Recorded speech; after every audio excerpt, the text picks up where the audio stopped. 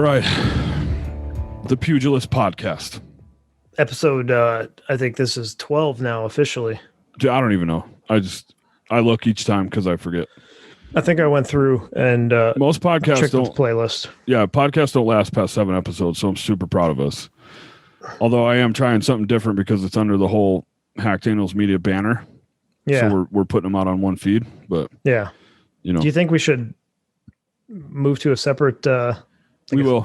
Yeah, we will eventually. Let's we're gonna, so here's the future, right? We're gonna move to YouTube. We're gonna do a few other things. We're gonna keep expanding on what we're trying to do, and as we do that, then the Pugilist will become sort of its own thing. But right now, I'm obviously I just want to test the waters and do this is sort of a pre-launch, but we'll move all this content over. Yep. When we do. So I'm really proud of this, man. I really enjoy it, and I can't wait to see where it goes and grow and just have a lot of fun with it. I love it. I love doing it. Like I said, you're like the only fucking person I can talk combat sports with. Yeah, 100%. I mean, I can talk with people, and I like to, but it always tends to be like, I don't want to say like an educational thing. Like I try to help people expand their minds into it, So, yeah. Yeah, I don't know, man. I just have fun with these. I just fucking love mixed martial arts, dude.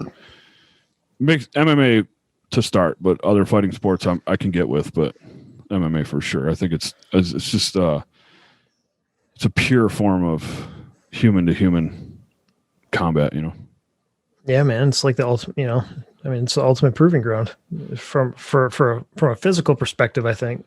Yeah. Well, I mean, right? There's a reason why it was one of the first Olympic sports, I would imagine. Mm-hmm. I mean, back then when you're literally fucking putting your manhood on the line, like in pancrase or whatever, it's like, you better be fucking skilled with that shit. Yeah. I wonder how badass like the guys back in the day were, like like during the Roman times. How tough do you think those fucking guys were? Had to have been insane, and I'm sure they were just violent as fuck, Yeah, like ripping eyeballs out and. Well, yeah, I mean, dude, I 1,000,000% believe in that. That's why I love Krav Maga so much. I just 1,000,000% believe in fucking violence of action. You know what I mean? If you already know that it's going down, don't ask questions. Don't run your mouth. Violence. Just go for the throat. Violence, dude. Dude, when it comes down to it, it's fucking eat or be eaten, right? Krav Maga teaches that, and that's a very, very much it's an Israeli martial art. I don't know exactly where it comes from, but they seem to have latched onto it and used it, and it works for them. You're talking about some of the most persecuted humans on the planet. Like they have to be violent. That's just the role they've taken, and I very much appreciate that. Even the women, it's not a gender thing. It's not, they're just, that's how they live. I could think of a few others, but I mean, yeah, dude, I just violence, dude. Violence can answer not all questions, but some, right? I mean, sure. Yeah. I mean, it's just like, yeah, I don't know. You're a cop, dude. Like when you're on the edge, man, sometimes it's like, all right, this is going to get violent. Like, what do you do? Yeah. So fight or flight. Yeah. It's just a pure thing, man. That's why I love the sport component of it too, where, dudes aren't like trying to kill each other, but yeah, the martial arts aspect, right? There's for sure. That's a big part. But I think part of being a sincere martial artist is understanding when and how to use it, Mm-hmm. And if you're learning a martial art and they're not teaching you that, I think they've already failed. It's probably not something you want to stick around in, it's that, I think of like the whole Cobra Kai scenario, right? Like use martial arts to defend yourself, or like the samurai, man. Mm-hmm. They were a warrior class of people who recognized that they could use their skills to protect people rather than, they could have easily taken over Japan or, some of these other places. So, yeah. Dude, I've been on this ridiculous samurai kick within the last 2 months. I'm fascinated with the whole, I mean, we spent a lot of time there, me more than some others, but I'm sort of really fascinated with the whole Japanese culture, to be honest. Mm-hmm. I mean, the way they live their lives and the discipline and the humbleness that they carry themselves with is incredible. And then Like, you get guys like the Yakuza. well, I mean, there's always going to be there's always going to be a 1%, right? I think in any culture, I mean, people are always going to take advantage, but that's where the good-hearted warriors come in, man. We have a lot to talk about today, dude. Yeah, there we do. were 3 events this past weekend. We had Bellator 257 on Friday, April 16th, and then Saturday you had a UFC card, a really good UFC event, and then a giant fucking shit show. That was the Triller boxing bout between Jake Paul and Ben Askren. You want to start with Bellator? Let's do it, dude.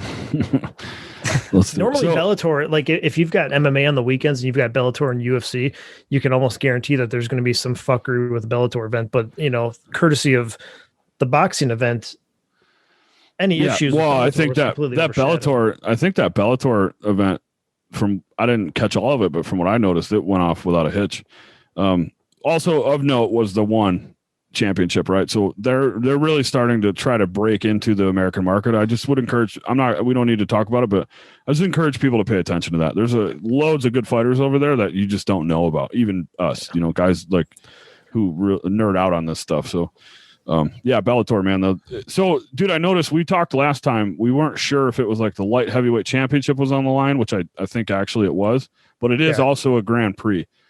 So I'm still sort of confused on what the outcome of this is, but I just got to restate, I love the tournament scenarios. I just think they're fucking cool. So the headlining event for 257 was Vadim Nemkov and Phil Davis, and Vadim Nemkov is the current light heavyweight champion. He defended his title that night. Wow. That title was up for grabs. Interesting. So during a Grand Prix title, so I wonder if Nemkov, say he wins, does he get another belt, a Grand Prix belt? He may. Yeah. Yep. So, I mean, very Pride style, dude. Love that. Absolutely love that. Interesting, though, that the title is actually on the line as well. Yeah, I think for Bellator, I think they just figured, it had to be that way, right? You can't have a champion not defend his belt against a top-ranked light heavyweight. Yeah, well, I mean, unless all the fighters, unless the title had been vacated and all the fighters were vying for that title, I think it makes sense. I think it totally makes sense. It's kind of obscure, a little strange, but so far, I dig it, dude. I dig it. I think when promotions do that, they take a risk. They really do it because you're throwing your guy, right? Like sort of to the wolves. And, those aren't, I'm not saying that they duck fighters or whatever, but they try to make matches and make the fights make sense. It's difficult in a tournament scenario to make sure that your light heavyweight champion is fighting the next guy in line, right? So that scenario doesn't jive in a Grand Prix. Yeah. So, I mean, in this case, maybe he started with Phil Davis, but, you got Nemkov on the other side. We haven't seen the finale of the other one, so you got Rumble coming up. Bader demolished Machida, right? So he moves in.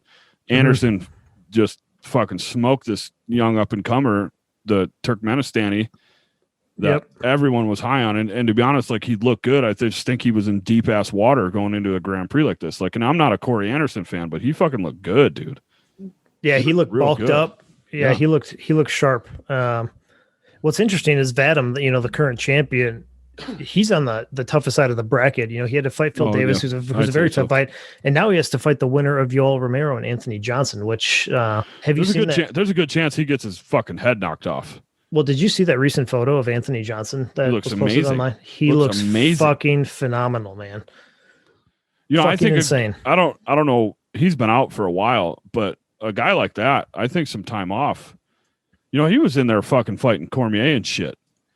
That dude was fighting top-notch guys. He fought everyone at light heavyweight aside from John Jones. I mean, dude. I think some time off probably is going to do that kid some wonders, man. Well, at one point, like when he wasn't fighting, he bulked up. He looked like he was pushing 300 pounds. I bet he could have fought at heavyweight, no problem. Dude, I think he's fairly young, is he not? Rumble? Yeah. 30s, maybe? 37. Oh, he's aged quite a bit then. Yeah. I don't remember what his last fight was. Probably 4 years ago or something. Yeah, in April 2017, the rematch with DC. Wow, he's been out a while. Yeah. Dude, he looks great. I would look for fireworks in that, but Nemkov didn't like overwhelm me. I mean, Phil Davis is a tough dude, right? But yeah, he's super unorthodox, and kind of a goofy fighter, but never. I mean, super dangerous, very capable. Has some big wins under his belt. But I thought Vadim looked really fucking good though. Yeah, I don't know. Maybe it's just because I don't follow Bellator enough where I'm not in on the hype on either side, you know. Mm-hmm. Like it was a pretty pure fight for me. Like I wasn't biased or invested in any way, which is a really cool way to watch fights. But yeah, I was worried about Vadim's conditioning because I had never seen him really go past, like the third round in a fight. So I was wondering in the fourth and fifth rounds was Phil going to be able to kind of take over and grind him out, get him down. Yeah. But I don't think that happened though. No, not at all. He looked, going in the fifth round, he looked good. Yeah, Davis is no slouch, man. The dude's legit. So I don't know, dude. Obviously, I want to see the last fight, Rumble and Romero. Yeah, I don't really care about. I'm all in on Rumble personally. Yoel Romero is not my favorite guy. I could really care less. I think he'll probably look a whole lot better at 205. But yeah, I don't know. That's an interesting fight. I think Corey Anderson probably puts Bader away too, personally. I could see Corey definitely beating Bader. Corey kind of looked like a world beater, and I know the guy he was fighting, was kind of untested. Yeah, but that pressure, that was like next level pressure. Yeah. I mean, he just stomped that dude. So Bader's been put away before, light heavyweight and heavyweight. So, I think he's been put away at, I don't know how many heavyweight fights he's had, but he's only had a few. He fought in the heavyweight Grand Prix, but aside from that, I don't think he's lost at heavyweight though. Oh, maybe I don't know. Maybe the weight cut is an issue for him or something. I don't know. They're both wrestlers, so you got to figure that they'll probably execute that fight on the feet, much like Rumble and Romero. Yeah, maybe. Romero's another guy for me. He's old as fuck. He's well over 40, so kind of just like, dude. But he's in insane shape, so that guy is fucking. That dude looks like a statue. The layoff for Rumble kind of worries me. I think his skills are going to be there. 5 years. Taking 4 years off. Yeah. Yeah, that's a long fucking time. Yeah, and Yoel fought, relatively recently. So, I mean, he fought last March. Yeah, Rumble, like, he got out of the water and he's going to dive right back into a Shark Tank, dude, after a massive layoff. So, against the guy who has some of the nastiest fucking highlights you'll ever, you'll ever see. Yeah. Love Rumble. I like but him. That final four, regardless of who wins between Yoel and Johnson, the final four of that Bellator light heavyweight tournament is really fucking good. Yeah, any way you mix match that, there's some serious potential for exciting fights in there, man. I don't care. And I think that there might be an argument to make that Bellator's light heavyweight division is in fact better than the UFC's right now, even though I'm a huge Blackwoods fan. I would say for sure it is. And what's crazy is you go back to the Iceman days, dude. The light heavyweight division carried the UFC for a long time. Yeah, go all the way back to the tough one finale between Griffin and Bonner. I mean, that's really, you can go back to that fight at light heavyweight, and you see that's when mainstream UFC really took off. Mm-hmm. So I mean, there were people tuning in for that fight like crazy, dude. So yeah, it's almost a sad state of affairs for that division. Yeah, even if John Jones was in the light heavyweight division in the UFC right now, I don't think it would matter. I don't think it changes anything. I still think it wouldn't be up to snuff. Yeah, I mean, you look at the top guys in Bellator, and then you look at the top two guys in the UFC right now are Jan and Glover, and and they're fighting for the title coming up pretty soon. I think in September 4th. Yeah, it was just announced, huh? Yeah. We're just gonna keep getting treated, man. That's gonna be a good fight. That's a low key good fight. Jan and Glover is an excellent fight. I fully expect that one to really deliver for the fans. Yeah. Where do you see the Bellator Grand Prix going? I like Corey Anderson's chances against Bader. I think in a perfect world, seeing the way Corey fought on Friday, I would really like to see. And depending on how Anthony Johnson looks, I would like to see like Corey Anderson and Rumble fight in the finale. Yeah, that'd be good. Corey That just would be looked really good. he looked like a completely different fighter than he was in the UFC. I don't know what the fuck what he's done, but he doesn't look like the guy who got starched by Jan in the UFC. Yeah, no, for sure. I don't know, new promotion, new team. Well, I don't know if he's on a new team, but I mean, new surroundings, the whole deal. Yeah, could change a guy. It changed Bader, right? I mean, Bader had wishy-washy success, and then rolled into Bellator and started roasting dudes. Yeah, I mean, in the UFC, Bader initially started out pretty well, but then he ran into John Jones, and he got knocked up by Machida, and Rumble beat the fuck out of him. He lost all the high-profile fights that he was really given. Right. Then he comes to Bellator and just starts smashing everybody. I don't know, it's crazy. I love it though. That's why I think it's good for the sport to have other promotions. I don't like monopolies, especially in full contact competitions. Yeah, no, I agree. But there's always going to be a promotion that is cream of the dominates. crop. Sure, yeah. We're not gonna. I don't know that we'll see Pride UFC where they're almost co-equals. I don't know that we ever see that again, personally. But yeah, I don't know. But if Bellator keeps developing this light heavyweight division, and they keep bringing on guys, and there's a certain appeal to joining with Bellator because you're not subjected to the restrictions with sponsorships and whatnot. Who knows? Yeah. I think the UFC. Those are all really good points, but most fighters want to be in the UFC. Their ambition is to make it to the UFC. So yeah. And that's always going to hurt Bellator. That's where I'm at. So if they can get guys early enough and take care of them, which it seems like that's what Bellator puts an emphasis on, then hold them, right? Mm-hmm. Then maybe they can build, but that takes a long time. Yes. Yeah. That's like GM of an NFL team type shit, At this point, Dana White's put in so much work and that promotion is so high profile. Guys are lining up at all the fucking doors to try to make it to the UFC, Mm-hmm. So I don't know, man. I'm with you though.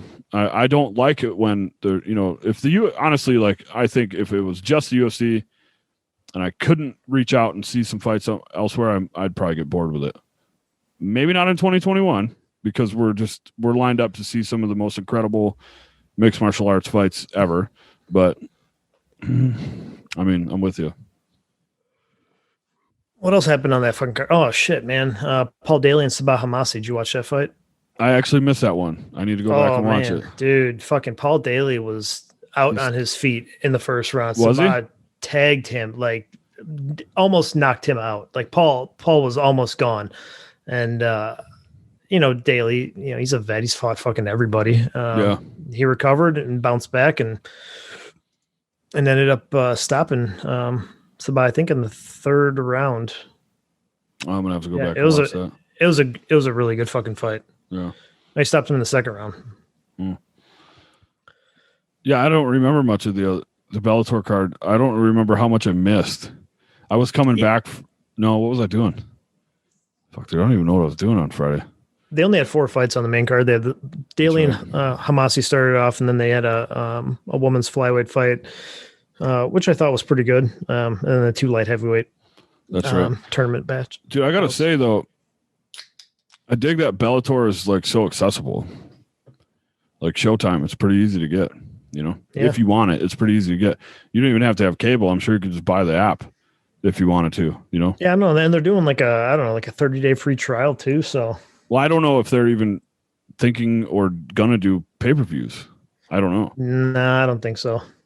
I doubt it. So I mean, if you can buy Showtime for $5 a month, it's cheaper highly accessible. Yeah. Highly accessible. So smart on them. And that's only going to further, build their brand further. So I'd like to see them stay with the network for an extended period of time. I feel like Bellator's jumped around quite a bit, trying to kind of find their home, similar to what the UFC did with, Fox, and then now on the ESPN. But hopefully they stay on Showtime. I think it's a good fit for them. And Strikeforce, I think, was on Showtime too. Pretty sure they were, yeah. Yeah, I think they were. Well, Scott Coker, didn't he run Strikeforce? Yeah, he did. And he's running Bellator now. So yeah. Yeah, I mean, obviously he's got those relations. Which was the best fucking move for the the investors and the board members of Bellator getting Coker in there. Aside from, after Dana White, I mean, Coker's the man. Yeah, no, for sure. Yeah, that Grand Prix is going to carry Bellator for a while. I think some of their other divisions are a little stale, so that'll be interesting. I mean, welterweight's good, with Douglas Lima, and then you've got the doubleweight champ and Pitbull. He's kind of carrying lightweight and featherweight. Musasi's their fucking middleweight champ. I mean, they have some top level dudes. Yeah. I wonder maybe Bellator doesn't have their top level guys like fight as often or something, I don't know. I feel like I haven't seen Gegard fight in a while. His last fight was, I think, against Douglas Lima. Lima moved up and lost a decision. But COVID kind of fucked those guys over because I don't think they put on many events. In 2020. I don't think Bellator had the shit figured out COVID wise, where the UFC probably threw loads of money at it. So, I mean, this is part of it. Yeah. Yep. All right, man. Let's run through this card. I thought it was a good card. This UFC card. John Whitaker and Gastelum. Yeah, man. Yeah, that was shit night for pick'ems for me, bro. Just to be real. Saturday, April 17th at the UFC Apex main event, middleweight bout, pretty much determining the next, I guess, middleweight title challenger. You got to figure. That's kind of the way it looked. Robert Whitaker, former champ, took on Kelvin Gastelum, put on a near perfect performance. I think you could probably say from Bobby Knuckles. I would say when he goes to a decision, he's not nearly as boring as some other guys who do. I feel like he was patient and like willing to finish the fight the whole time, though. You know what I mean? Like some guys, it looks like they're just coasting. Like I'm not sure that Whitaker was coasting. No, I think he doesn't strike me as the type of guy that likes to coast. He likes to really put a statement, even if it goes the distance. Yeah, but he's a smart fighter, which sometimes makes a fight boring. But he doesn't just go for it when it's not there. You know what I mean? Yeah. So I think that made a lot of sense. I mean, but Gastelum looked good too, dude. Like I don't think it was a terrible performance. I mean, Bobby Knuckles is fucking good. No, it was just, Whitaker was just like a couple steps ahead the entire fight. Yeah. Kelvin was there, but Whitaker was just better everywhere. His fucking combinations, man, were so good. Yeah, no, for sure. That night. He was crisp, man. Like, and Whitaker is a good dude. He's a good human. Like, yeah, he's a guy you can follow. He's a guy you can really care about. So good for him. But yeah, Vittori's stepping in there too. I've seen some back and forth on social media. He seems to think he's due. I'm not sure I totally agree with that. Yeah, I mean, if either way, you're looking at a rematch. Either way, you're looking at a rematch. So with Adesanya, the current champion. Yeah, I don't know, man. I like Whitaker's chances in a rematch with Adesanya, though, considering how he looked on Saturday. If anyone can adjust to Adesanya, I'd say Whitaker could. I think he could. Adesanya's really good though. He is kind of. He's almost like he's almost like the Matrix, man. Like, yeah. I mean, I don't know, and maybe I'm discrediting Adesanya a little bit considering how easily Jan beat him. When they fought, but sure. Granted, that was one weight class up, and I don't know. I like Adesanya, or I like Whitaker's chances in the rematch. Yeah, I just hope they announce it. Who it'll be either way, because then really at middleweight, I kind of thought that whole division was cleaned out, but some of these rematches could be exciting. Yeah. So I think the UFC will do. I think they'll offer the fight to Whitaker. They'll set up the rematch with Adesanya, but then they'll basically tell Vettori, you need to train like you're going to fight, because Whitaker's been injury prone in the past. Sure, who knows what could happen. Well, there's COVID too, so. A lot of these fights. COVID? No, I'm saying a lot of these fights have dropped because of it. So they've had last minute fill in. So yeah, I think Vettori is definitely going to be a backup there. I don't think Vittori is high profile enough. The rematch isn't quite like the Whitaker rematch, you know? I don't know if the victory over Holland that he had, although I thought it was quite dominant, I don't know if it really did any. I don't think it really. Let's be honest, man. Holland's an exciting fighter, but he's not really in the mix. No, and he hasn't been. He wasn't prior to that. Yeah, he went on a good run, and he's a super active fighter. But I mean, fuck, dude, I don't even think the kid was ranked. Until recently. Yeah, I don't know. I don't know when he got ranked, but he's not like a top tier guy. No, but we've talked about that in the past. After he makes some adjustments, he could easily be that guy. Oh, right? For sure, dude. He's going to be nasty, but the fucker needs to learn how to wrestle. Yeah, but, I mean, what?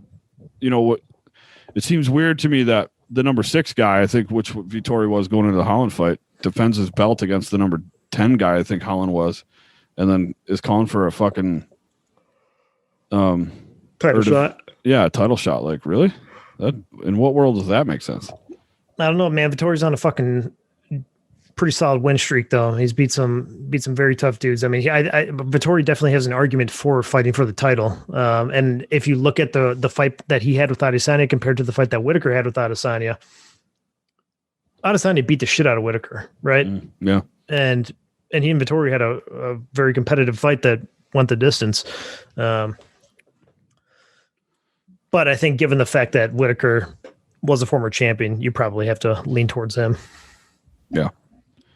I mean, yeah, it's sort of made, like I was saying before, I thought the middleweight division had essentially been cleared out, but I think it's made it relevant.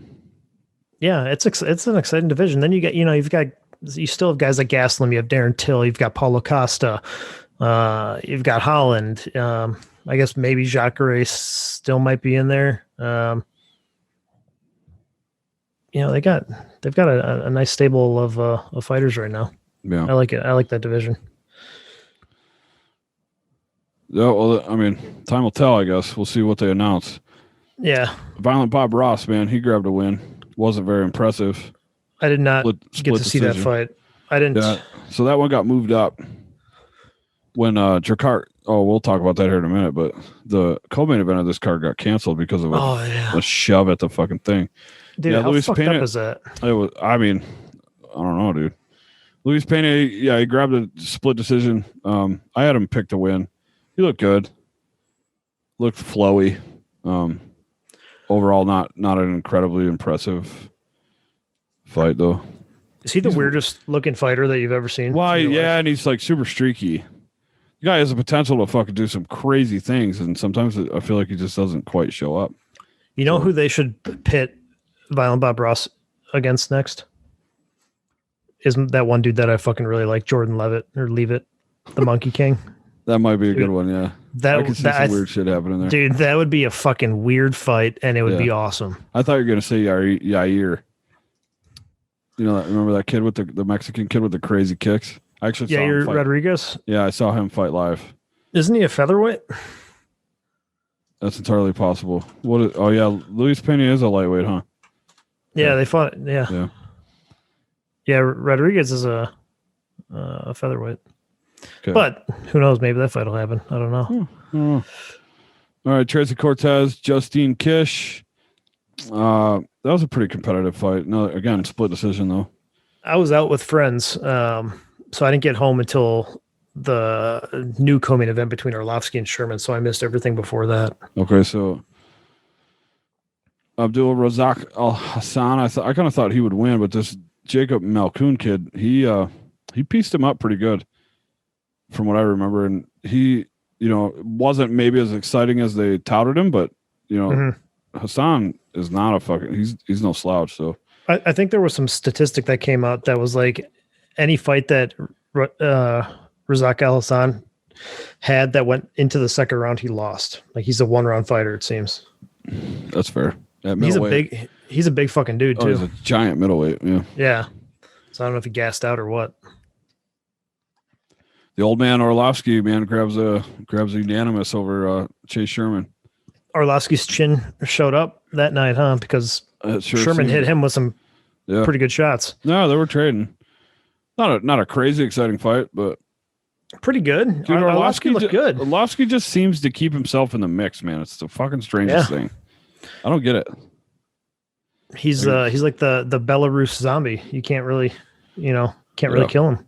Fucking just crazy. keeps coming back. Go ahead. That was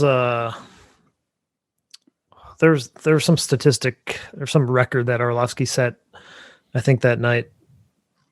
I can't remember what it was though. Fuck, never mind. Yeah, so I missed most of the. Actually, I was out at a golf tournament with my daughter. She was playing, and I got back in time to see Juan Espino lose to Romanov. That Romanov guy looked pretty good. Yeah. Oh, the undercard we have to talk about briefly is Gerald Mearshart. Okay, so I have to talk about him because he's from Wisconsin, and I have loyalty to my fellow cheeseheads. Okay, but Andy won, very impressively against a really, really tough dude. Everybody after that Hamzat fight, where Mearshart got KO'd in like 14 seconds, people were just like, he's a fucking total bum, But when you look at Mearshart's record, he's only lost to like the cream of the crop, really, like really, really good fighters. Like maybe right now you could consider him, I don't know, somewhat of a gatekeeper, but I wouldn't even put him in that category. Like I think Mearshart has all of the skills, especially in the grappling department, to really fuck a lot of middleweights up. Yeah. I really, really like him. So where does Hamzat fit into all this? Isn't he a welterweight? Yeah, I don't know, man. I don't even. Or is he sort of? I think he's shown the potential to fight at both. He's an anyweight fighter. I think you could probably offer him a fucking heavyweight bout and he'd take it. Well, I saw he was talking some stuff on social media. He said he's going to come in and fucking smash people. He's going to try to kill everybody. He's been saying that since he started fighting in the UFC.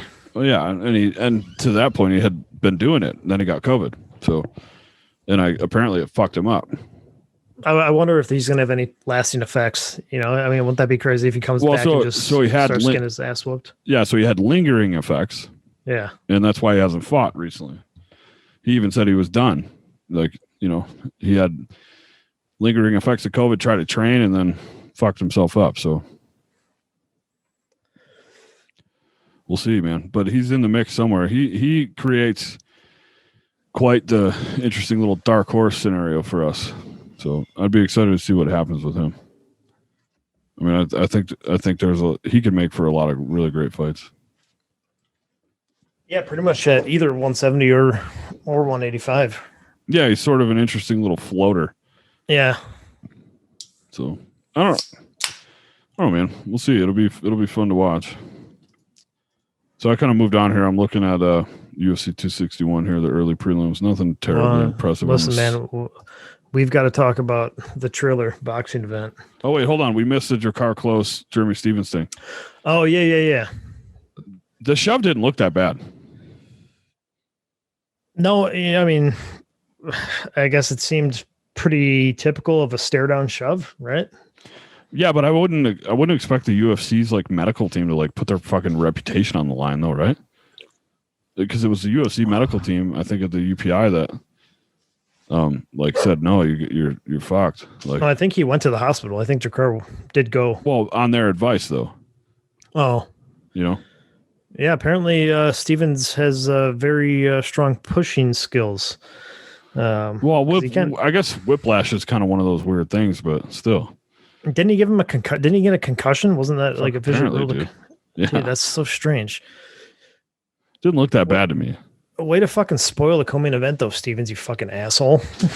Yeah, it's kind of annoying. I mean, if that was a fight, I think everybody was really, really looking forward to, and Stevens just he's a fucking hothead. So he, Drakkar got into his face, and Stevens is the type of guy that you don't do that to. So he shoved him and injured Drakkar. It's a bummer. I wonder if Stevens is going to get any type of penalty for that, or if the UFC is going to take any type of precautions to ensure that shit like that doesn't happen again. Because that, just because this is the first time doesn't mean it's going to be the last either. Well, yeah, dude. I mean, it's a business for the UFC, right? They got to protect their investments. Yeah. I mean, like, you can't have guys fucking doing dumb shit, or like the whole incident with if you go back to like McGregor when he threw the fucking chair through the bus and like fucked the dude's eye up and shit. Like, yeah, can't have that shit going on. No. But I haven't heard anything from the UFC about penalizing Stevens in any way. Well, I think the UFC probably has to wait until the commission does anything, Yeah. So there are some weird little isms there that, you sort of can't just go out and do. Yeah. I'll tell you what though, I guarantee the UFC is going to be like moving forward. Like if you fucking put hands on somebody at the fucking weigh-ins, you're going to get docked pay or some shit like that. Or if you lose, you get fucking cut. I mean, that's a little dramatic. It probably won't happen, but you can't be doing that. Yeah. Unless they like actually threw hands, like legit threw hands. I don't think they would just be cutting people personally. Yeah. But, I don't know, man. And there's, it's a fucking stare down. Like it's not the fucking fight. Like it's a stare down. People like to see it. They like to see the tension. They like to see the hype. Stevens, just calm the fuck down, man. Save your fucking dude, for sure. For someone like me, like I invest a lot in the stare downs. Yeah. Especially in the big main events. Like Jose Aldo, like he's really weird when he does stare downs and stuff. Sometimes he won't even look at people. Like to me, that matters. That says a lot, Mm-hmm. If you look at like Joanna, how she used to fucking like duck down and then get right up in people's faces. Yeah. I shit you not. If you go back and you look, when she stopped doing that, she started losing. I mean, so, you can't overinvest in it, but it's something to watch. Yeah. It builds the excitement, it gets you as a fan, more eager to tune into the fight, sure. When you have a good fucking stare down. And also if you know, and if these are fighters that you really watch and you care about, you'll see the difference in their bodies, Yeah. If you look at a McGregor at 145, dude, he was always. It's insane to me that he's ever really been able to perform at 145 because he looked emaciated every time he made weight. Yep. Yeah. Where like a Holloway, he doesn't really look bad at 145. He doesn't look bad at all. Some of these guys cut extreme weight to get to where they get, so that's kind of a precursor for me. Yeah. Or like a Holly Holm at bantamweight, she looks great. Mm-hmm. I'm sure she cuts weight, but she looks phenomenal. You can tell when she steps on the scale that she's not like a fucking grapefruit, or like what are those things? A fucking prune, where they're just all dried out, nothing in them, and they just look emaciated, Yeah. So for me, it says a lot, and then how they look at each other, I think matters. But when they fucking go putting hands on each other, man, it's kind of stupid. Yeah. I don't know. I can see like maybe a little bit of a shove. I mean, Steven, that was a pretty hard push, right? But nobody expected in a million years that was actually going to result in an injury, though, right? Oh, dude, I was shocked. I was absolutely shocked. I mean, it seems like a freak occurrence. Somebody was talking about that. I don't know where I read this, maybe somewhere online, but that maybe the weight cut also contributed to the injury. His body was yeah, for sure. I feel like there was more to it than that, bro. 1,000,000% feel like there was more to it than just the shit. I don't know, but we were robbed of a fucking good fight. I was really looking forward to. That was gonna be a great fight. Yeah, that was gonna be a great fight. Now I wonder, are they gonna run it back? Oh, yeah, fucking have that headline like a fight night card on ESPN. It's a good idea. Certainly catch a lot of eyeballs. It's dramatic. I mean, who doesn't? We're fight fans. We like the drama. I mean, as much as we like to say that we don't, we do. I think for sure you feed off a little bit. Mm-hmm. All right, well, time will tell on that one. Definitely a freak thing, but I think you're right. I think there's some underlying issues. I think the weight cuts and all those things definitely played into it. Personally, I just do. There's a lot going on at those ceremonial weigh-ins and stuff. These fighters aren't even close to what they will be on fight night after that. I mean, for the casual guy or gal who watches the fights, I don't know that they really understand what these dudes do to their bodies literally the day before, or in some cases weeks leading into the fight, and then the day before they're at their absolute worst. So yeah, man, that's why I'm a huge advocate of seeing guys fight closer to their weight. But because of that, you won't see guys go on crazy runs. You just wouldn't. That when you fight closer to your natural weight, the your power and your sort of you're just way more evenly matched. You know, you just are. You just are. I see what you're saying. It closes the gap, I think. Sure. Like Conor McGregor at 145, if he could have kept making it, I think would have fucking retired the whole fucking division personally. You know, and then he started dabbling in the other weights. But you're just saying that because you're a fucking Conor fanboy. Nah, I think he would have. I really do. I mean, he did look pretty unbeatable, with the exception of. But we don't know because he didn't. He also didn't, go through the rematches or any of that stuff. So he won the belt and then what? Never. I don't think he ever even defended that. No, after that he went up and fought Eddie for the lightweight. He looked great. He looked great in that fight, dude. Don't lie. He did. No, he did. He's in all of his victories. He's looked great. In his losses, he's looked pretty elementary, personally. Yeah. I mean, the Diaz loss, was that 170. You can kind of give him a break on that because he moved up, kind of short notice classes. Too. Yeah, it was short notice. But Dustin Poirier just outclassed him that night. For sure. Yeah, no, for sure. He totally took advantage of the way he stands. And yeah, there was a far better tactical approach to Dustin's fight that night. So yeah. With it.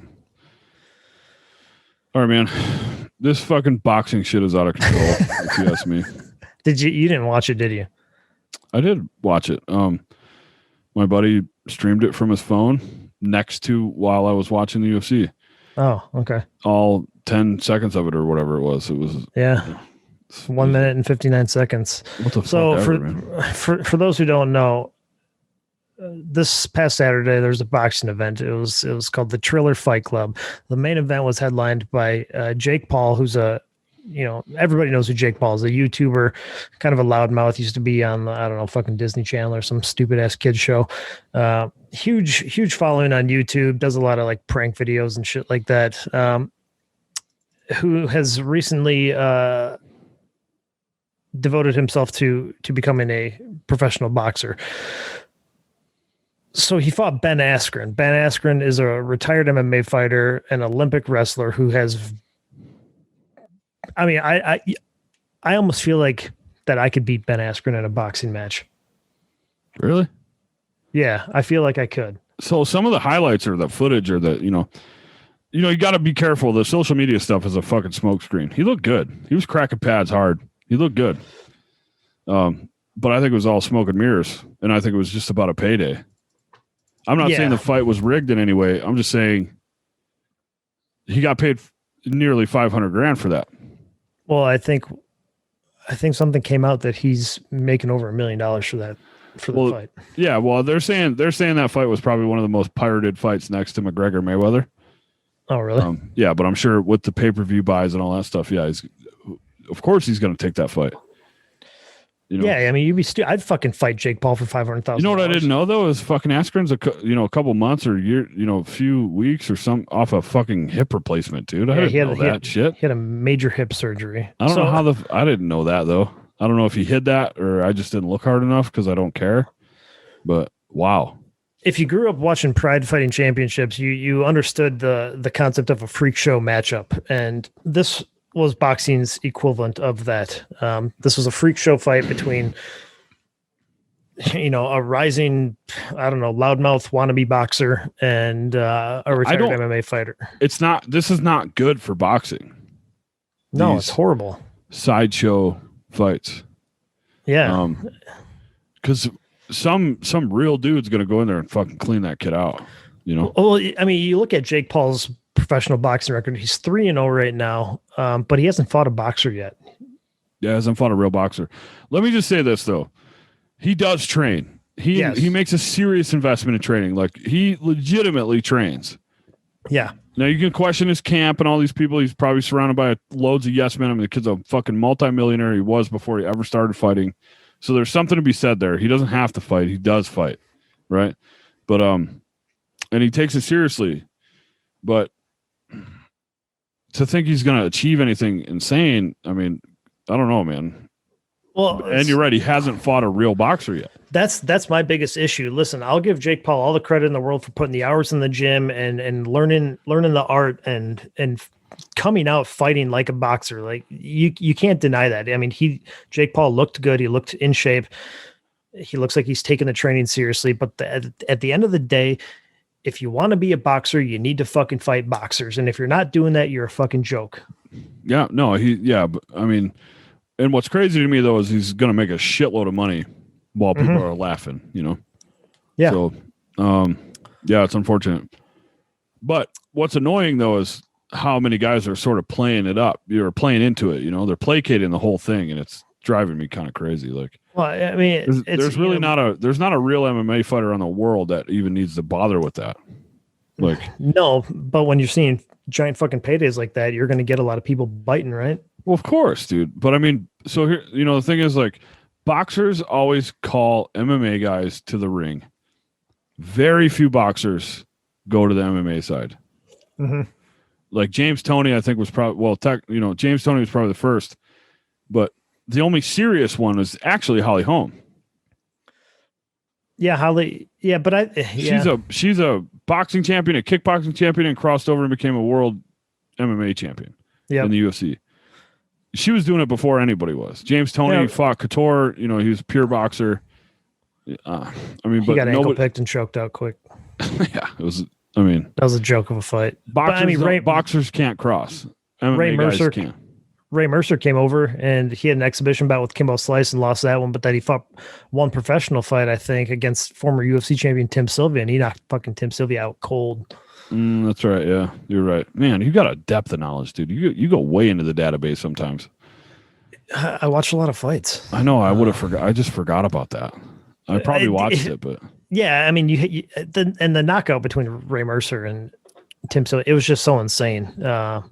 Because like I think before the fight, like they tried to make a gentleman's agreement that like Ray Mercer or that Tim Sylvia wasn't going to kickbox and they were going to just stand up and strike. And one of the first strikes that Tim threw was like an inside leg kick, and Ray Mercer kind of like looked at him like, "Oh, we're doing this, bitch. You're gonna kick me," and then he just threw like a fucking overhand and just sent Tim tumbling like a tree. But we're getting off base. Yeah. Going back to Jake Paul and Ben Askren. So Jake Paul ends up knocking Ben Askren out, which was kind of shocking for MMA fans, I think. You know, I mean, maybe they expected it, but I certainly they didn't think it was going to happen that quick. I thought Askren would have acquitted himself far better than that. I mean, you look at some of the fights Askren's had, you know, Robbie Lawler fucking hit him with a shit ton of strikes, and Askren came back and, you know, technically won the fight, even though there was controversy surrounding it. You know, Jake Paul fucking threw like one overhand right and just pretty much made Ben face plant on the ground. And Ben says that he was fine, that he was able to get up, but then the ref stopped the fight. But I don't know. I thought that was a good stoppage. He looked out. He looked gone. He looked gone. Yeah. Let's be honest. He looked about as confused as he did as he was walking out of the octagon after Jorge Masvidal knocked him out. Like he didn't look for sure there. No, you know, one thing I would say about Ben Askren though is he admitted as much. Mm-hmm. And he said, like, literally, these are the two most embarrassing things that could have ever possibly happened to me. Yeah, no, he's gonna take that embarrassment right to the bank. So let's be honest. You know, let's just call this what it was. I don't know. It was a dirty event. I felt ashamed that I watched it. Like the commentary was ridiculous. You had Snoop Dogg and Pete Davidson sitting behind the mic rolling blunts while dropping N-bombs. You had a bunch of fucking musicians performing. There's Justin fucking Bieber was there, and so I didn't watch any of that bullshit. Dude, I just watched that. Literally just watched that fight, but I did see like Oscar De La Hoya talk some shit about Frank Mir apparently, and Frank Mir was like, "Yeah, I hope he gets like addiction help." Apparently, Oscar De La Hoya was over there with Snoop, like high as fuck or doing something. You know, well, I think Oscar's always had a cocaine issue. Yeah. I mean, dude, there's fucking pictures circulating Oscar De La Hoya years ago of him fucking all coked up wearing women's lingerie. Like that dude likes to get down. He likes to party. I didn't know that. Yeah. Oscar's a weird dude. Good boxer.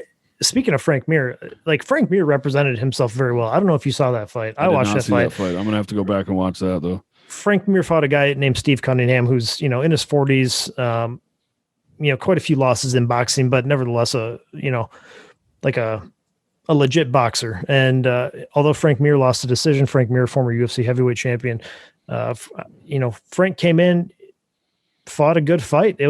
I thought Frank looked really fucking good. If Frank was like 10 years younger, Yeah, I'd say he could have probably made a decent run in professional boxing. I don't disagree with that. He's highly trained in every aspect. Yeah, that's the thing. That's why I'm always going to be in the corner of the MMA guys. Yeah, always. This was a shameful event. I feel bad that I watched it. Well, I mean, I just think that's the state of boxing, personally. Well, and then coupled with all the nonsense that people like Jake Paul bring with them, naturally, Yeah. I saw that Jake Paul and Tyron Woodley were kind of jaw-jacking each other a little bit, and that's a fight we might actually see. Yeah, and Jake Paul went on Twitter and basically challenged. He basically said, "Me and one of my guys will fight Tyron in DC," and I responded and I said, "You'll die and you'll die quick." And I got fucking banned on Twitter. Love that, dude. So in my heyday, in the Hack Daniels media heyday, I've acquired quite a few of the Facebook gel ribbons, if you will, the campaign ribbons. I shut Twitter down because it was pretty toxic. It's just a straight dumpster fire.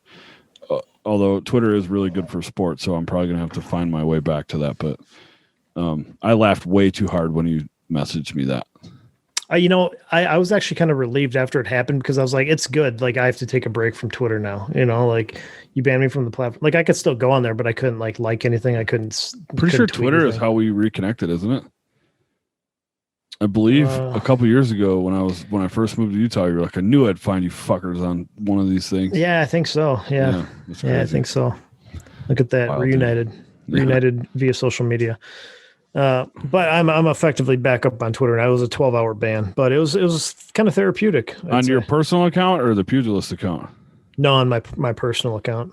You weren't wrong though. That's what I think is hilarious. Well, and what I was saying, like they look at that and they say you'll die and you'll die quick. Like, did they totally miss like the contextual part of it? Like, I think I wasn't saying like you're gonna literally get murdered. I'm saying you'll fucking lose the fight. There is. Yeah, that's the problem is like with the fact checkers and, we're again getting a little tangent here, but with the fact checkers and all that shit, man, there is no context. They make the context. I wonder if somebody like had to like report me if they saw that and reported me, or if it was just like sometimes if you type in die, you just get flagged. So that's possible, but in my experience, that's oftentimes how that goes. Well, I stand by what I said. You're not wrong, and you should stand by what you said. But yeah, on those platforms, man, like. Free speech and all that stuff doesn't matter. So no, yeah, and I'm not. I mean, I didn't argue it. But moving forward for Jake Paul, listen, man, if you want people to give you credit, fucking fight guys with legit stand-up skills. Yeah. That's right. It. That's all you have to do. You got all the money in the world. You can fucking train with the best guys in the world. Dude, I forgot to mention Mark Davis. Tell me about him. Absolute warrior in boxing and MMA. I'm just saying he crossed over. Remember I mentioned Holly Holm? Mark Davis the Irish hand grenade. Yeah, and he did great. So I just feel like I need to throw that back out there. I love that guy. Yeah, he I fucking met him. Did he come to Japan? If he did, it was you and I met the dude who stomped Frank Mir's face.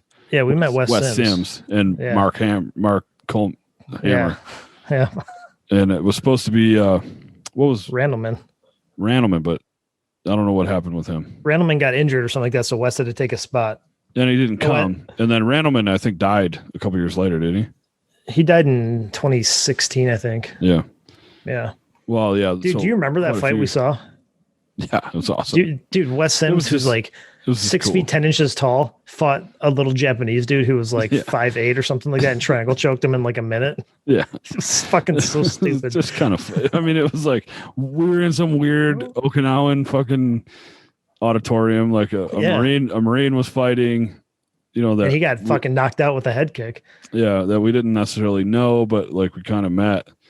It's just good, crazy fun in Okinawa. Random. Yeah. Yeah. How rando was all that? It was all very sudden. Did we even fucking like pay to get in there or what? Or was it like a free event? No, I bought the tickets off the Marine. Oh, okay. Because that's how, obviously when you're a young fighter, that's how you make money. Yeah. Dude, but his name was German Reyes. I still remember it. And he fought a kid who won a UFC belt. He won the UFC 22 tournament, I believe. Yeah. Yeah. So, I mean, it's not like and that guy fought in Pride. Yeah, no, he didn't fight Alexander Otsuka in a Pride fight once. He had a couple Pride fights. I mean, yeah, he fought like a recognizable name. Yeah, he fought a real dude. Like, it was pretty. And he almost knocked him out in the first round. He did, and then he got fucking kicked. But you remember he got soccer kicked before he got knocked out. Remember it was an illegal. They weren't fighting under Pride rules, and he got soccer kicked on the ground. Oh, I don't remember that. They stopped it for a second. So I don't remember that. Yeah, good times, good memories. I'm kind of on to 261 here though. It's got my attention. All right, yeah. The main card does, anyways. Yeah, let's talk to. Honestly, dude, like UFC. Early prelims, nothing really popping there. There's a couple a couple Chinese fighters that are. We're talking about UFC 261, which is Usman versus Masvidal, which takes place this Saturday, April 24th. It's a pay-per-view event. So Na Liang, woman strawweight, she's making her UFC debut. She's pretty young, like 26, 14-4 record. Fought predominantly, I think, in China. They don't even have a picture of her. No. And then a Chinese flyweight, a male, named Keelang Aori, he's making his UFC debut, and this dude's on a pretty solid fucking run in China. So I'm eager to see how they do, because the Chinese fighters have really they've let themselves be known, right? Sort of come out of nowhere, man. Yeah. Yeah. The next fight that stands out to me, though, there's a few on the prelims that I don't really recognize, but Alex Oliveira, Randy Brown. Alex Oliveira is probably the biggest name on the early prelims or prelims. I don't know where that fight will go, and I'm not seeing any odds, but that's a good fight. Randy Brown, tough dude. Some pretty bad losses in the UFC. Nico Price knocked him out violently. That's a fight I pretty much. I'll be very surprised if Alex Oliveira loses that one. He's a tough dude. Oh, he's fun to watch. Yeah, very exciting. He's the other cowboy. He's a Brazilian cowboy, right? Yeah. Dude, this main card, though, is fucking out of this world stacked. 3 title fights. But the two fights before that are fucking really good. You got Anthony Smith, Jim Crute. That's a light heavyweight bout. Smith he rose right to the top. Yeah, I mean, Anthony Smith fought for the title. Technically, probably could have been the UFC light heavyweight champion if he would have not continued after John Jones landed that illegal shot on him. Like, if he would have said, "I can't continue," they would have DQ'd John Jones. Anthony Smith would have followed. Based on this, Germain. Yeah, based on this recent run, that's sort of the way of it now, huh? Yeah, I guess. Yeah, I like Smith in that fight, though, personally. Jimmy Crute's super young, though. Up and coming Australian dude. I just like Smith. Smith's got a crazy family story, man. I think he goes on one more run. But tell me about Crute. Yeah, tell me about Crute, though. He's had 4 or 5 fights in the UFC. He's lost 1. The guy who beat him was Misha Serkinov, which is not a big deal because Misha's that dude's good. Yeah, Misha's a good fighter. Yeah. This dude, Jimmy Crute, a lot of finishing skills. He's a black belt in jiu-jitsu. There you go. Has a who's this trainer? Sam Greco, I think. Okay. Yeah, I like this dude. Where'd you say he's out of Australia? New South Wales, Australia. Yeah. Yeah, man, dude. The MMA scene down there is a very well-rounded one. Mm-hmm. They may not be great at any one thing, but they seem to, look at Knuckles. I mean, these guys just seem to be really good at all of it. So, yeah, I don't know. I feel like Smith might go on one more little tear here is all. Yeah, he might. He's taken some pretty solid beatings in his day, though. The Glover Textera one, I feel like took a lot out of him. That was a pretty bad loss. You know, but he came back. You know, he's on a 1-fight win streak right now. He beat Devin Clark. Submitted him last October, November. And he looked good in that fight. Yeah, I don't know. He's an interesting dude. I don't know though. I feel like this one's kind of made for Jimmy Crute to kind of be his coming out party. I mean, I could see the logic behind that matchup. Sure. I mean, Crute's 13. Smith at this point is number 6. So yeah, that's a fair assessment there, bud. Yeah. You know, I don't know, man. I like, I'm guessing the odds aren't out yet, but I'm guessing Smith may actually be an underdog in this. It's possible. They don't have the betting odds out for UFC 261. No, I'm looking on the actual, I'm not looking at ESPN or anything like that. I'm looking just at the card. Oh, they just haven't posted it yet on UFC.com. UFC probably waits until some of those lines get closer to the. So Anthony Smith, according to oddshark.com, Anthony Smith is a plus 160 and Jimmy Crute a minus 200. Oh, I hit it. Yeah. Interesting. I like Smith as the under. I love Smith as an underdog though. I think that's probably it's a fair assessment of the fight.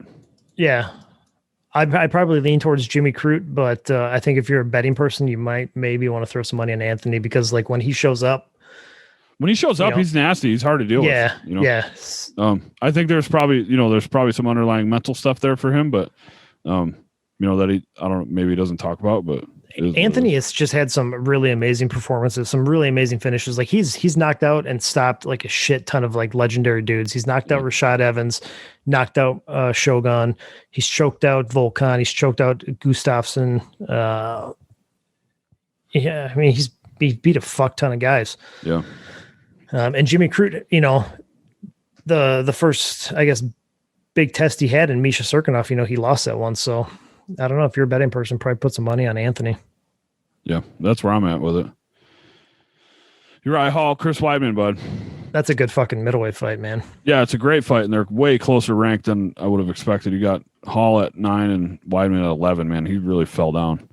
Obviously, he hasn't, he won the title, but after that, he sort of fell off. But yeah, man, Weidman's a really interesting fight because Hall is sort of one of those wishy-washy guys. Sometimes he shows up, sometimes he doesn't. But he's super exciting to watch. He's crazy talented. Yeah, so, when he fucking shows up, they're both minus 110. 50-50, huh? Yeah, like it. If I'd probably bet on Weidman. I don't know, dude. Yeah, I don't know. That's a tough one. I lean towards Weidman based off skill set alone. Weidman's wrestling credentials, but. Hall's pretty dynamic, man. And Weidman's been put away. I think he, I don't know, man. Weidman does not want to engage in a stand-up affair with Uriah Hall. He will get destroyed. No. Yeah. I like Hall on that. I think it's way fair assessment, though, to go 50-50 on that one. But I like Hall. Yeah, I probably lean towards Hall, too. And I'm a big Chris Weidman fan, too. So that kind I love of pains Weidman. me to say. I think Weidman's great. All right, man. And then you're right into 3 championship fights.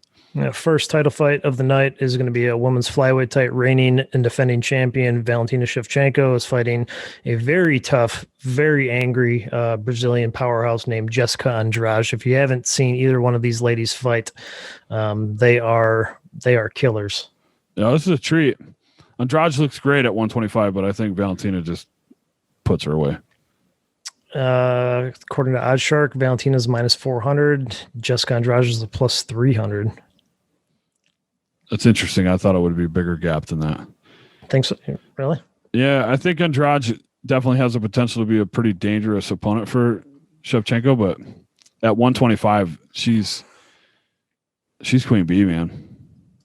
Yeah, I don't really see too many it's people. Just pretty incredible. It's just like a perfect weight class for her. Yeah, yeah. You think Valentina wins that one? I do. I really do. I like Andrade. I love the way she fights. Sort of lucky when she won the flyweight belt, right? Is it flyweight at 115? Yeah. No, she won strawweight. She won the strawweight. I'm sorry, strawweight. Slam knockout kind of rare. Yeah, she looks fucking good in her flyweight debut, though. Yeah, no, she looks great, dude. She's a hell of a fighter, but Shevchenko's next level, man. Yeah. Especially at the same time though, if Andrade can take her down, there could be a little dynamic there that she could definitely test. Andrade could definitely test Shevchenko on the floor. On their feet, I don't think there's many women that can hang with Valentina. I think Valentina, really her technique is just too good. She's like pure, a master at distance. Yeah. Like if you don't like to watch pure fighting for the technique that it is, Shevchenko might not excite you. She's just such a clean, pure fighter, like especially on her feet. She does like everything perfect on the feet. Have we even really seen her like tested on the ground though? I really don't think so. If she has been, it's not been enough to really call it a test. I would imagine there's probably a couple little submission wins sprinkled in there. Just opportunistic type stuff, but I don't think it's ever part of the game plan. She's a Tiger Muay Thai fighter. She's just incredible on her feet.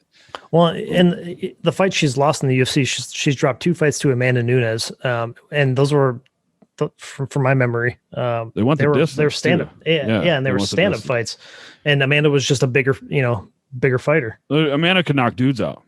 Yeah, she went. Joanna gave her a hell of a run for the inaugural, I think, 125-pound belt, the flyweight belt. Or maybe it wasn't the inaugural, but they fought, and JJ's no slouch on her feet, man. She's incredible. She's a world Muay Thai champion. But I think Shevchenko easily could have been as well. So I don't know what kind of career she had in kickboxing, but yeah, she's good, dude. And her losses are arguably to the greatest right now, modern, active fighters. Amanda Nunes, gender aside, is probably the greatest fighter we have right now. Undeniably one of the best fighters that we've ever seen ever. Yeah. I got Shevchenko in this one, man, and but I'm super excited to watch it. I really am. Yeah, I'm gonna go with Valentina as well. Yeah, hard to bet against her, man. Okay. All right, man. The strawweight belt: Zhang Weili, Rose Namajunas. Zhang Weili, reigning champion. She's on a fucking massive win streak. She's just nasty, dude. Destroying everybody. She lost her UFC, or she lost her MMA debut. She was 0-1, and then she hasn't lost a fight since, and she's 21-1 now. I mean, she's a fucking beast.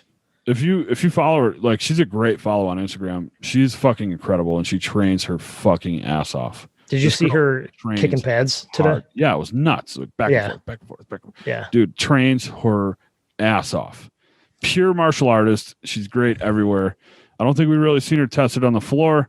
Namajunas certainly has the potential to do that. I think Namajunas is a great striker, but also very much good on the floor. I think floor first. And honestly, dude, I question Namajunas' like mental aspect to her game. I think that's been a weakness for her. I don't know if that matters for her come the night of the fight.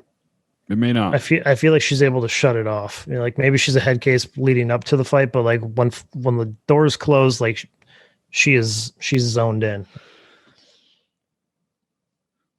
There's also a little like, we talked about it last week. Like Namajunas has like her family had like real history with like communism and shit. So in some ways, this is kind of awkwardly personal. Yeah, she said better comments. She said better dead than red, Yeah. Namajunas might not sound like it may seem like a Hispanic name, but it's not. It's she's like from fucking Lithuania or some shit. Yeah. Or that's where her heritage is, and they have a awful history with communism and fascism and all these things. So pseudo personal for her. I don't know jack shit about that side of the world, but if you say it, I'm gonna believe it. I honestly like Rose in this fight. Really? Yeah, I really like Rose. I think maybe it's because of what she did to Joanna. I mean, she ended the reign of Joanna Jędrzejczyk, and she did so convincingly, stopping her. Yeah, I saw a post from JJ though. She said the baddest bitch is back. We don't even. There's no point in talking about it right now because she just said, "Book it." Book it. She said, "Book the winner. Book it." right? So that'd be. I mean, if Rose wins, I don't even think you can book the JJ fight because she lost to her twice. Arguably the second one in the decision, JJ put on a great fight. Yeah, Joanna and Wei Li. I mean, that could have been fight of the year. I mean, that was probably the best women's MMA fight. Oh, that's the best women's MMA fight I've ever seen. Yeah, no questions asked. Yeah, she does deserve. I mean, if you want to make an argument for giving Joanna the rematch, I think you'd be hard pressed in doing so. She deserves another opportunity to fight Wei Li.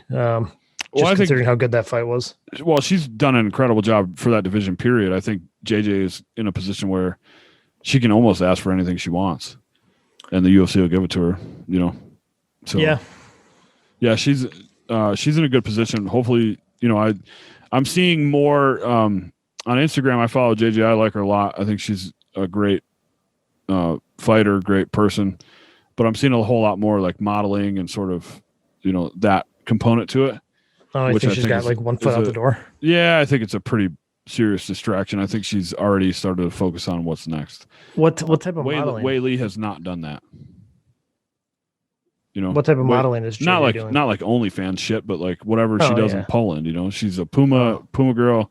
She's doing some cooking shit. She's doing fitness stuff. I mean, I think she's trying to build a career outside of fighting. I mean, yeah, and I thought you said something. You got to understand with JJ, like she was a world Muay Thai champion for a long time. She's been fighting forever. Like, and she's young, so I don't even know if she's 30 yet. She may be just barely over 30. She's 33. Okay. So she, still young though in the fight game. I thought she said something like she wants to start a family soon. Who? Joanna. So I don't know how many fights she has left. Yeah. When that's the unfortunate side of the women's fight game is when they start thinking about these things that becomes very difficult. Yeah. To assess all that and where you're going to go with it. So I like Zhang Wei Li, man. I like Zhang Wei Li. I think she's incredible. Oh, I mean, that's undeniable. I mean, if anybody has, the skill set to become like a Nunes level champion, it's probably her. Nami Nunes has an interesting body type though. Wei Li is small, short in stature. Rose is tall for that division. Yep. Lots of reach, good on her feet, tough to deal with on the floor. So certainly going to be this is a really great fight. If Rose can keep Wei Li at distance, she could probably piece her up a little bit. Yeah. I think she can point fight her to a decision. Yeah, Rose never really demonstrated power until she fought JJ the first time. Yeah. And JJ claims that was a lot of nutrition issues and weight cut issues and all that stuff. Excuses are like assholes. Yeah, but I mean, the next fight they did go to a decision, so there's maybe some credence there. But you're right. I mean, Rose doesn't necessarily demonstrate power, but for sure she could take a decision here for sure. Yeah, you have to say that. I like Wei Li though. I think she's on a great run. She's an incredible fighter, crazy good shape. Yeah, that's where I'm at with that one. I'm gonna go with Rose. Oof. Via decision. Okay, I like it. I like it when we don't agree personally. Yeah, no, it's good. It's good to have a little contrast. Right. Nobody wants to fucking listen to two guys agree on fucking everything, right? If we ever hit it big though, some fuck's gonna go back and like listen to all our shit and break us down and figure out who's decided better against each other though. You know what I mean? I feel like you probably have. I think you're a better fight picker than I am. I get too invested emotionally. Yeah, but when I'm off, I'm way off. That's all I would say. You know what I mean?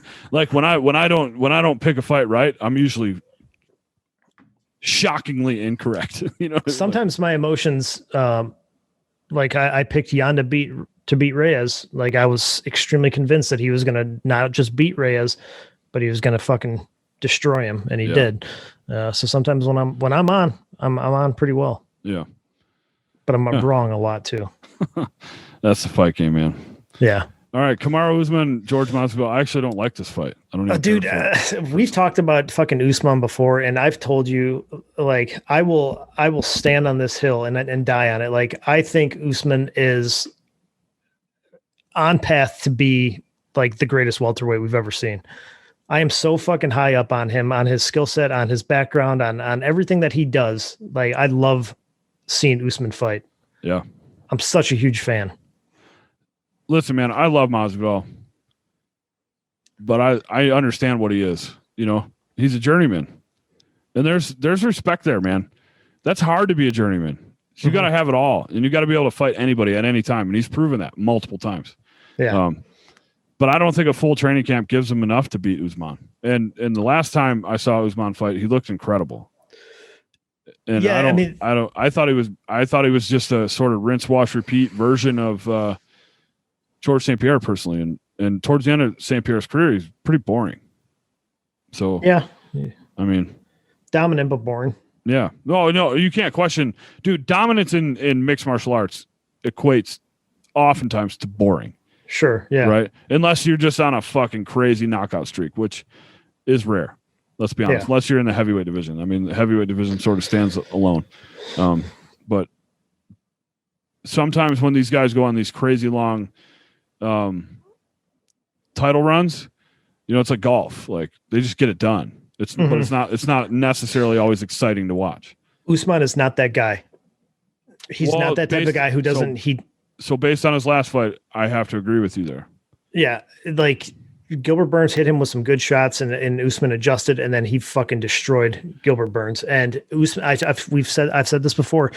Usman carries a chip on his shoulder. Yeah, he does.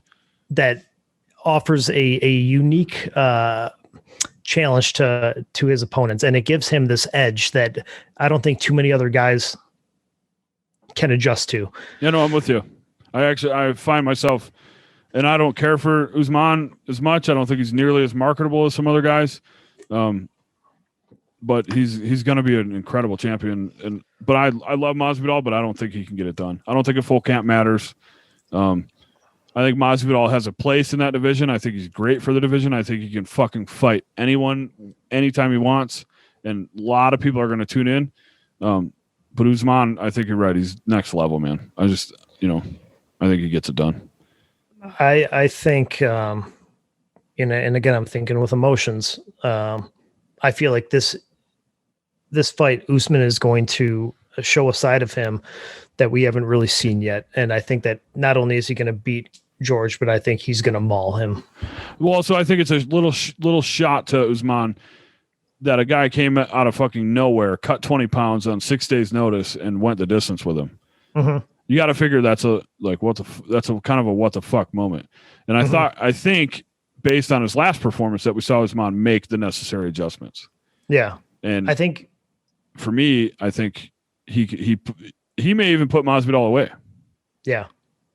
I think you're right. I think he can maul him. And I don't know that he knocks him out cold, like clean kill, but I think he mauls him and fucking the pressure's too much. And again, I don't think a full camp matters, man. I don't think a full camp matters personally. There's always the what if, right? I mean, well, dude, these guys come on. These are the most elite fighters in the world. These guys are fucking killers. They all have the puncher's chance. Masvidal could easily put a punch on this dude and knock him out. Yeah. It's possible. Totally possible. It is. Yeah. Not outside the realm of possibilities, but I just don't see it happening. No, I fully expect Usman to defend. I'm actually getting hyped up about this fight now that we're talking about it. Initially, I didn't really care for it. Now I'm actually sort of hyped. I don't know. There's something about Usman that I don't know. I just gravitate to. I think it was just man. I like seeing his him story. on. Yeah, it was. I think it goes back to the Rogan podcast that he was on, where you really got to see like a kind of a vulnerable side to him. I should probably go back and watch. It's a really good fucking interview. I mean, he goes into his upbringing with his dad being incarcerated and shit like that. Like, he just has a story you just you can get behind, and you just want to see him succeed. Yeah, for sure. I get it, man. And I like that fucking aggression he brings. I like that anger. He's always talking about put some respect on my name. Even though he's a fucking dominant champion, people still discredit him. And that makes him fight extremely hard. Well, for sure. I think Woodley had the same issue, but he didn't rise to the occasion personally. Yeah. At least not for long. I think Usman will, So, yeah. Dude, honestly, like I was way more excited about the two lady fights, and I still am. But this fight is a little more relevant for me, so I definitely appreciate that we actually talked about it. It's important. Yeah. This shit's important. Fighting But I mean, important. the thing is, dude, it doesn't matter if Masvidal wins or loses. There's a place for him in the division, and he's a big enough name where win or lose, he's going to get money fights. And I think he deserves it personally. I wonder if Usman beats him, well, no, I guess it's null and void because he already beat him once before. Usman technically should get that BMF belt, right? Well, I don't know. That was he sort beat of Masvidal. Was that not sort of a one-off? Yeah, but technically, come on.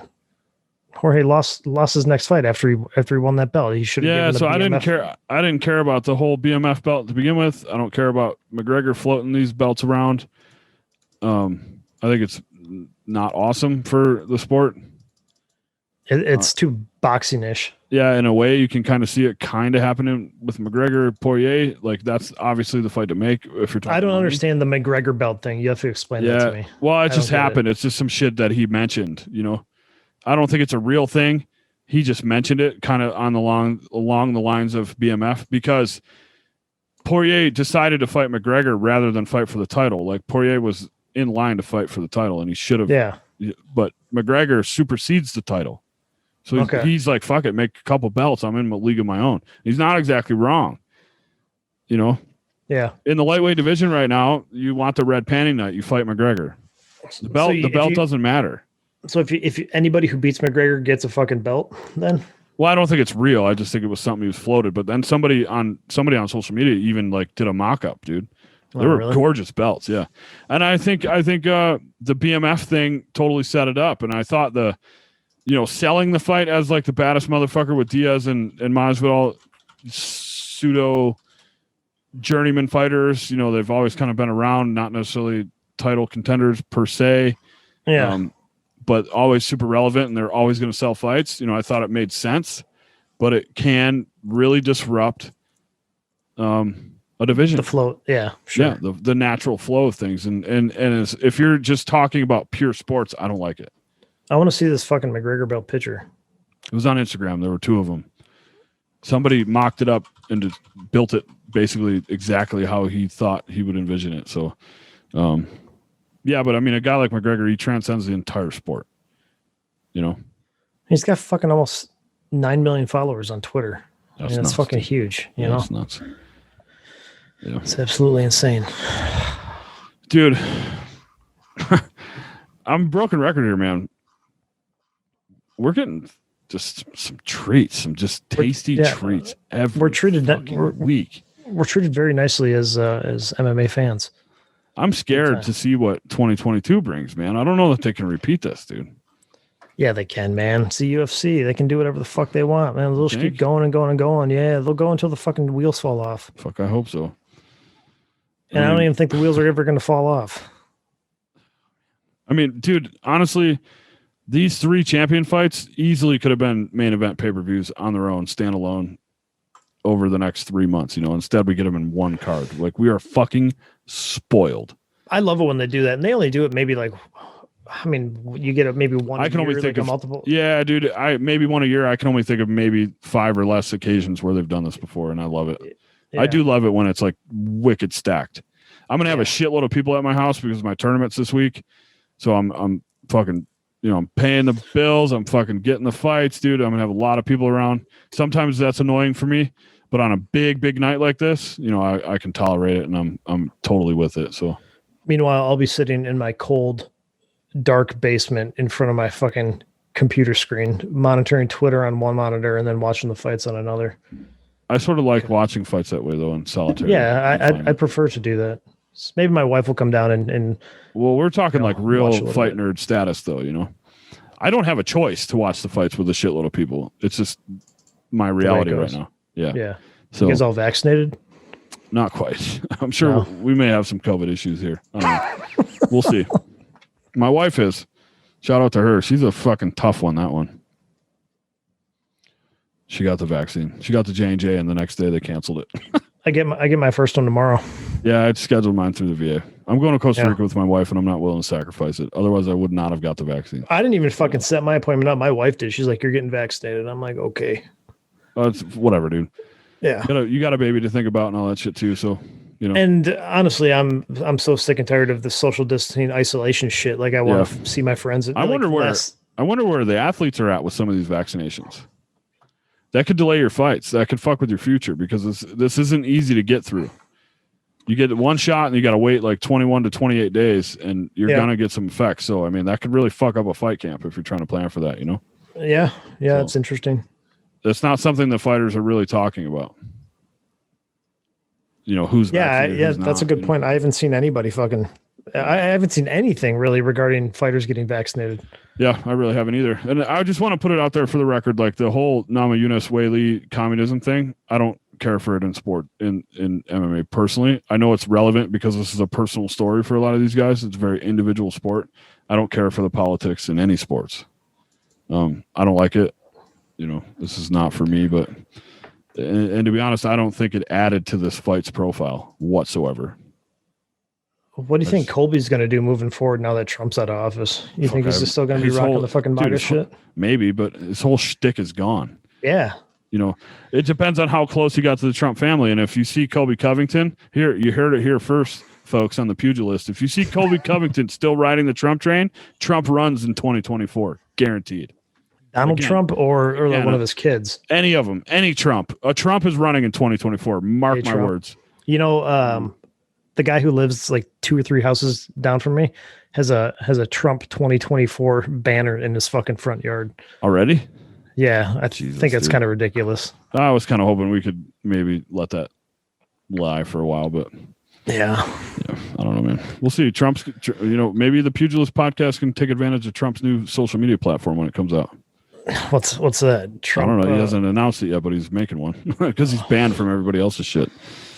So, do we really want to go down that road? I don't fucking know. I don't know if we do. Well, apparently, if you watch whatever news station, we're getting a little political here, but you watch the wrong news station. Apparently, conservatives only watch fucking NASCAR. So, I mean, you know, nothing like stereotyping people. You know? Yeah. Anyways, let's get off that. All right, man. It's going to be a great week. UFC takes the cake here. I don't think anybody compete with them, and you know, I know PFL's on the horizon here. Actually, I think they're the Friday before. PFL comes out on the 23rd, I think. Yeah, so that's the Friday before. And I know Pettis is fighting, so that could be interesting.